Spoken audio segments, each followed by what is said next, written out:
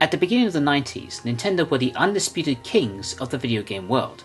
Not only did they play a huge role in reviving the industry in the United States after the big crash of '83, but their NES console was at the time the highest selling console ever, and would soon be followed up by the more powerful Super NES.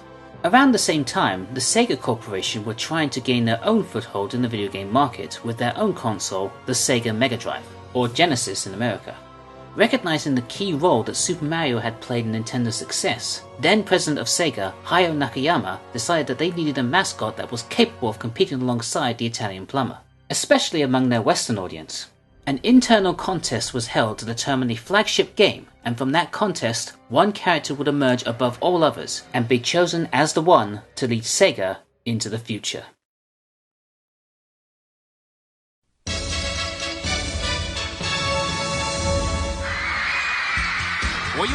Sonic the Hedgehog. Whether you love him or hate him, he is without a doubt one of the biggest gaming icons in the world today. For more than a quarter of a century, he has been entertaining millions of fans with his breakneck speed and never say die attitude. The little blue hedgehog has created quite a legacy for himself, with a vast number of games spanning several generations of consoles, a multitude of TV shows and films, both animated and live action, and an overwhelmingly huge selection of merchandise. I have been a big fan of Sonic since I was a kid.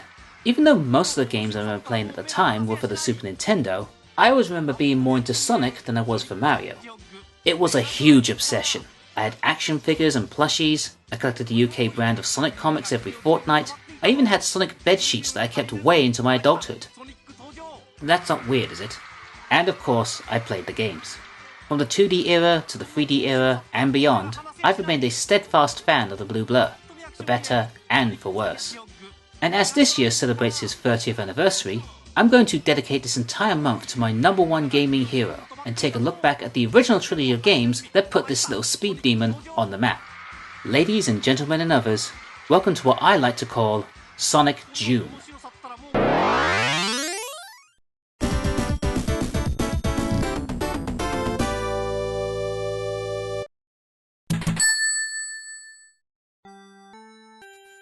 The original Sonic the Hedgehog game was released for the Sega Mega Drive on June 23rd, 1991, and was the first game developed by Sonic Team, who named themselves after their starring character.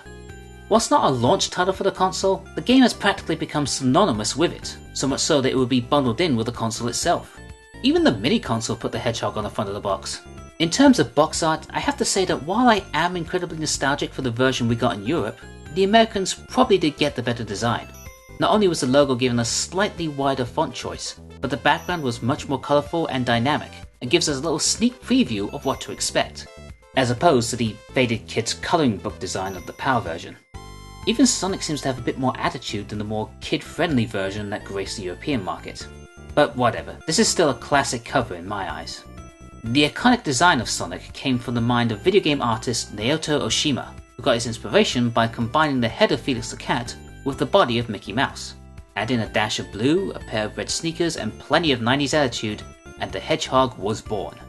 Other design ideas included making him a rabbit with prehensile ears, and another familiar design that would eventually be reworked into the main villain of the series, Dr. Robotnik, or Dr. Eggman as he would later be known. But that's a whole other story. The instant you turn on the console, you're greeted by one of the most glorious sounds in gaming history. The Sega chant. Like a warm friendly hello, this little soundbite was always there to welcome you whenever you booted up a Sega game. Every time you see that logo, you can't help but hear that chant pop into your head. Fun fact, Mega Drive cartridges usually had a maximum storage size of 4 megabytes, and this chant Sega took up 1/8 of that. That meant that this game had only 3.5 megabytes worth of space to work with. That's barely any more space than my opening intro takes up on my computer. But hey, it was worth it, as it created a jingle so iconic that it even showed up at the beginning of the Sonic movie. The sound never fails to bring a tear to my eye. Excuse me. Once that's done, we're brought to the classic Sonic title screen. Everything about this intro is so recognizable. the red and white striped banner, the yellow ring decorated in blue stars, the huge wings spanning behind it, and Sonic leaping out like Porky Pig and proceeding to wave his finger at us as if to say, "Hey kids, this ain't no ordinary game you're playing." Sega really must have liked it, so much so that they put their name on it twice. The main plot of this game centers around the location of South Island, and pretty much sets up the standard plotline used in many of the Sonic titles. The inhabitants of South Island have been kidnapped by the evil Dr. Ivo Robotnik, and have been placed inside ferocious robots known as Badniks as part of his plan to hunt down the 6 Chaos Emeralds. It's up to you as Sonic to free the inhabitants, find the emeralds, and put an end to the nefarious Doctor's plans. When designing the gameplay, lead programmer Yuji Naka said that he was inspired by the Super Mario games, and began to wonder why the levels couldn't be cleared more quickly. So he decided that his game would put a bigger focus on speed.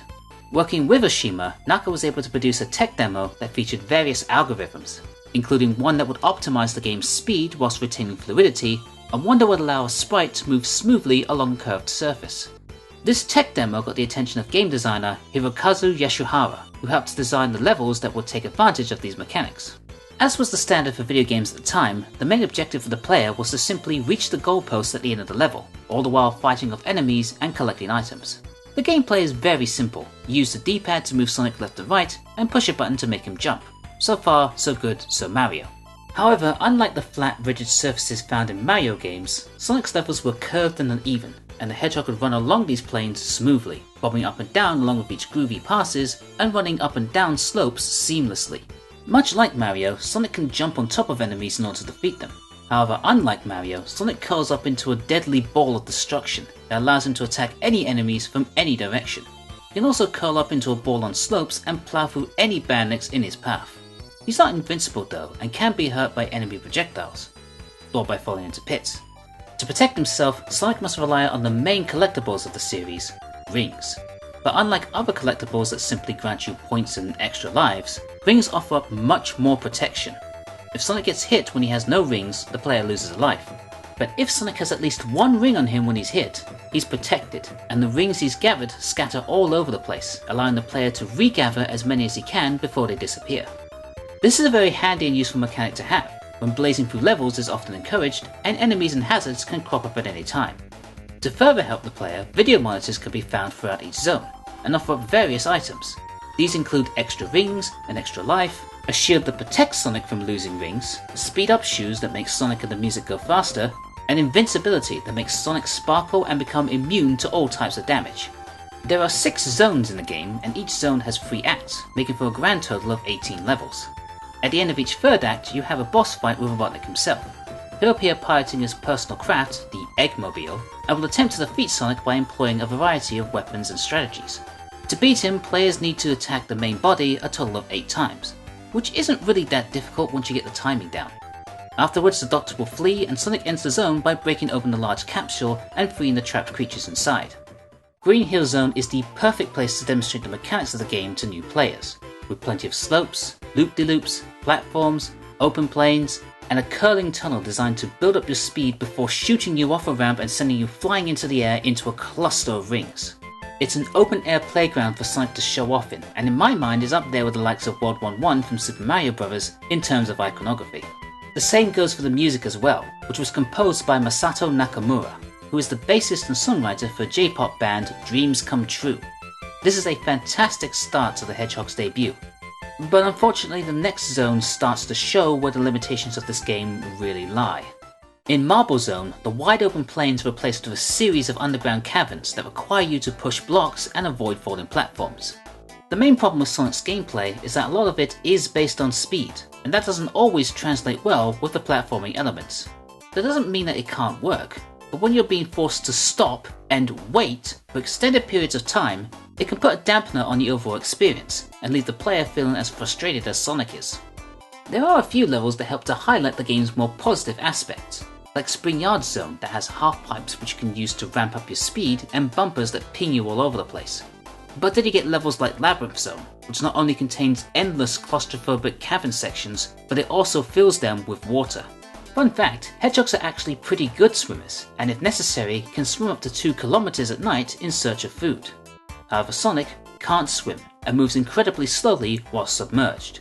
He also can't breathe, and if you spend too long underwater, you'll have to endure one of the most terrifying, heart-pounding sounds in video game history, as Sonic is trapped underwater, underground, trying to find a way out, his lungs filling with water, his path blocked by robots and spears that come out of the walls, not knowing how long the path goes on for. Nowhere to run, nowhere to hide, and no room to breathe. Unless you find an air bubble. Yeah, these levels suck, but the fight with Robotnik is at least a bit merciful. The last zone, Scrap Brain Zone, is the heart of the Doctor's operation, filled with buzzsaws, flamethrowers, pit traps, and spinny gears that require you to build up momentum before you launch yourself off them. It's actually a fun zone to play through, apart from Act 3, which is another labyrinth level, probably the longest one yet. Instead of the usual Act 3 boss battle, Sonic will enter the final zone for a final confrontation with Robotnik. All you have to do to win here is avoid being crushed by the pistons, dodge the electric attacks that come out in between, and make sure that you're in the right position to hit Robotnik when he comes out. After 8 hits, the tyrant flees, and Sonic heads off to celebrate with all of his 3 pals. Yep, he can barely contain his excitement. That's not the end of it though, as after the credits have rolled, Robotnik will appear juggling a number of Chaos Emeralds depending on how many you've collected during the game. If you're holding at least 50 rings when you reach the end of the first or second acts of a zone, a giant ring will appear just above the end goalpost. Jump into that ring and you'll enter the special stage, where you'll have to navigate Sonic through a continuously spinning maze and try to get to the Chaos Emerald whilst avoiding falling into the goal areas. Complete the game with all 6 emeralds, and the end cinematic changes with the emeralds bringing more life to the island, and Robotnik getting mad and stomping on the end credits like a ticked off Pixar lamp. What more can I really say about Sonic the Hedgehog that hasn't already been said before? It is a solid starting point for a pop culture phenomenon. I guess the worst thing I can say about it is that, compared to what the series has grown into, it does feel a little primitive. He doesn't have all of his classic moves or the expansive menagerie of characters that we've been introduced to over the years. Having played many Sonic games in my lifetime, coming back to where it all started is kind of jarring to my senses, and I have to remind myself that this is bare bones Sonic. The blueprint, the standard, the benchmark for which all other Sonic games and Sonic-inspired games are spawned from. And that's okay. I'm glad that Sonic has evolved over the years, improved on what has come before it, and is trying out new and interesting ideas. Hell, Sonic 1 has even evolved in its own way, having been ported and remade for just about every gaming system under the sun, and even those end up being either better or worse than the original. But it all had to begin somewhere, and despite how archaic it may seem now, it's hard not to see how the original Sonic the Hedgehog game was the genesis, for one of the biggest gaming legends in history. So, where exactly does he go from here? Well, tune in next time to see exactly what the Blue Bomber did next, and the introduction of a certain two-tailed fox.